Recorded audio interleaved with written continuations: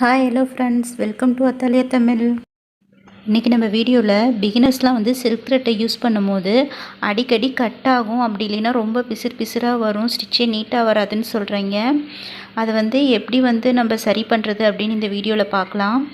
First நீங்கள் வந்து silk thread use பண்ணும்போது ரொம்ப சில்க் த்ரெட்டை வந்து இழுத்து வந்து போடக்கூடாது. இழுத்து போட்டிங்கன்னா உங்களுக்கு வந்து சுருக்கம் வரும். அதே மாதிரி ஃப்ரேமும் வந்து நீங்கள் நல்லா டைட் வச்சுக்கணும். அப்படி இல்லைன்னா சில்க் த்ரெட் வந்து மாட்டிக்கிட்டே இருக்கும். அதாவது நீடியில் சரியாக மாட்டாது. நம்ம விட்டு விட்டு எடுக்கும் போது அப்பயும் வந்து உங்களுக்கு பிசிறு விழும். அதனால் நீங்கள் வந்து எப்பயுமே ஃப்ரேமை வந்து நல்லா டைட்டாக வச்சுக்கோங்க. கிளாத் வந்து லூஸாக இருக்கக்கூடாது. அப்போ தான் சில்க் த்ரெட் வந்து உங்களுக்கு நீடியில் கரெக்டாக மாட்டி உங்களுக்கு ஸ்டிச் வரும். ரெண்டாவது காரணம், இப்போ பாருங்கள், நான் வந்து போட்டுட்ருக்கும் போது இந்த மாதிரி ஒரு த்ரெட்டு மட்டும் எனக்கு மாட்டி நீடியில் மாட்டி இழுக்கும் போது இந்த மாதிரி நிறைய பிசுறு வரும். அந்த மாதிரி பிசுரோடையே நம்ம வந்து அந்த லூப்பை தெளிவாக்க வந்து நம்ம தேடிட்டுருப்போம். லூப் வந்து கிடைக்க மாட்டேங்குது அப்படின்னு. அப்படி நீங்கள் அதுலேயே வந்து தேடிட்டு இருந்தீங்க அப்படின்னா அந்த த்ரெட்டு வந்து அறுந்துடும்.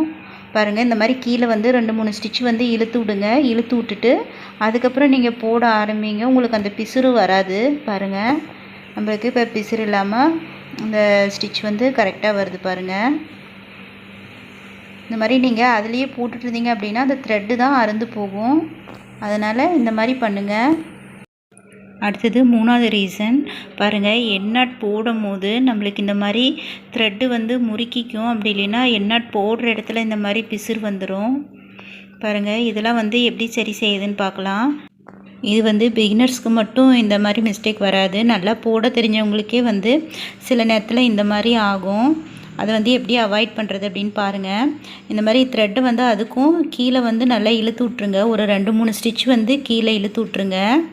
இழுத்து விட்டுட்டு அதுக்கப்புறம் பாருங்கள், நீங்கள் எண்ணாட் போடும் போது இந்த மாதிரி சின்னதாக ஒரு செயின் போட்டுக்கோங்க. லாக் செயின் போட்டு இந்த மாதிரி த்ரெட்டை நல்லா இழுத்துக்கோங்க.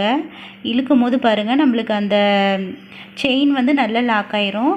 அடுத்தது வந்து நம்ம இப்போ எண்ணாட் போடுவோம். இப்போ போடும் போது அந்த லூப் வந்து நம்மளுக்கு தெளிவாக வந்து தெரியும். அந்த லாக் செயின் வந்து அந்த இடத்துல போடும்போது எண்டில் வந்து லாக் செயின் போட்டுட்டு அதுக்கப்புறம் நீங்கள் எண்ணாட் போடும் போது பாருங்கள், அந்த லூப் வந்து உங்களுக்கு நல்லா தெளிவாக தெரியும். அப்போது நம்ம வந்து இந்த சில்க் த்ரெட்டில் எண்ணாட் போடுறதுக்கு ரொம்ப ஈஸியாக இருக்கும். இதை வந்து நீங்கள் ட்ரை பண்ணி பாருங்கள் பிகினர்ஸு. அடுத்தது 4th ரீசன், நம்ம ஒர்க் போட்டுட்ருக்கும் போது பாருங்கள், இந்த மாதிரி த்ரெட்டு வந்து கட் ஆயிரும். இந்த மாதிரி கட் ஆகும் போது நம்ம என்ன செய்யலாம் அப்படின்னு பார்க்கலாம். பாருங்கள், இந்த மாதிரி த்ரெட்டை வந்து அடியில் இழுத்து விட்டு பாருங்கள், நீடியில் மேலே தூக்கி விட்டு இந்த மாதிரி இழுத்திங்க அப்படின்னா அந்த லூப் வந்து நம்மளுக்கு கிடச்சிரும். நம்மளுக்கு கொஞ்சம் த்ரெட்டு வந்து எண்ணாட் போடுற அளவுக்கு நம்மளுக்கு கிடச்சதும் நம்ம எண்ணாட் போட்டுக்குவோம். எண்ணாட் போட்டுட்டு அதுக்கப்புறம் வந்து நீங்கள் கன்டினியூ பண்ணணும். பாருங்கள், நம்ம கன்டினியூ பண்ணும் போது நம்ம அந்த எண்ணாட்லேருந்து தள்ளி பண்ணக்கூடாது. நம்ம எண்ணாட் போட்டிருக்க அந்த லூப் இருக்கு இல்லையா, அதிலேருந்தே வந்து நம்ம இன்னொன்று லூப்பை எடுக்கணும். எடுத்து நீங்கள் கன்டினியூஸாக போடும் போது பாருங்கள், நம்ம எந்த இடத்துல ஜாயின் பண்ணணும் அப்படின்னு நம்மளுக்கு தெரியாது. பாருங்கள், உங்களுக்கு ஸ்டிச்சும் வந்து கன்டினியூஸாக போட்ட மாதிரி இருக்கும். பிசுறும் அந்த இடத்துல வந்து உங்களுக்கு தெரியாது. பாருங்கள், உங்களுக்கு எண்ணாட் போடும் போது அந்த லூப் வந்து உங்களுக்கு பெருசாக இருந்தது அப்படின்னா நீங்கள் வந்து அந்த லூப்பை அடியில் இழுத்து விட்டுட்டு நீங்கள் முன்னாடி வந்து கடைசி செயின்லேருந்து ஆரம்பித்தாலும் உங்களுக்கு வந்து அந்த கேப் வந்து தெரியாது. நான் லூப் சின்னதாக இருந்ததுனால நான் அந்த லூப்லேயே வந்து த்ரெட்டை எடுத்து நான் போட்டுட்டேன். அடுத்தது 5th ரீசன் வந்து, நம்ம கை வந்து அடிக்கடி வேர்த்துக்கிட்டே இருந்தாலுமே நம்ம சில்க் த்ரெட்டில் போடும் போது சில்க் த்ரெட்டை அருந்து போகும். அதனால் ஒரு சிலருக்கு வந்து கை வேர்த்துக்கிட்டே இருக்கும், ஈரமாகிட்டே இருக்கும். அப்படி வந்து இருக்கவங்களுக்கு வந்து கர்ச்சீஃப் இந்த மாதிரி ஏதாச்சும் வச்சு அடிக்கடி கையை வந்து நல்லா தொடச்சிக்கிட்டு அப்புறமா வந்து நீங்கள் போட ஆரம்பிங்க. அவ்வளோதான் ஃப்ரெண்ட்ஸ். இந்த 5 ரீசனும் வந்து நீங்கள் ஃபாலோ பண்ணி சில்க் த்ரெட்டில் போடும்போது போட்டிங்க அப்படின்னா உங்களுக்கு சில்க் த்ரெட்டில் போடும்போது வந்து த்ரெட்டு கட் ஆகாது, பிசுறு இல்லாத நல்லா நீட்டாக வரும்.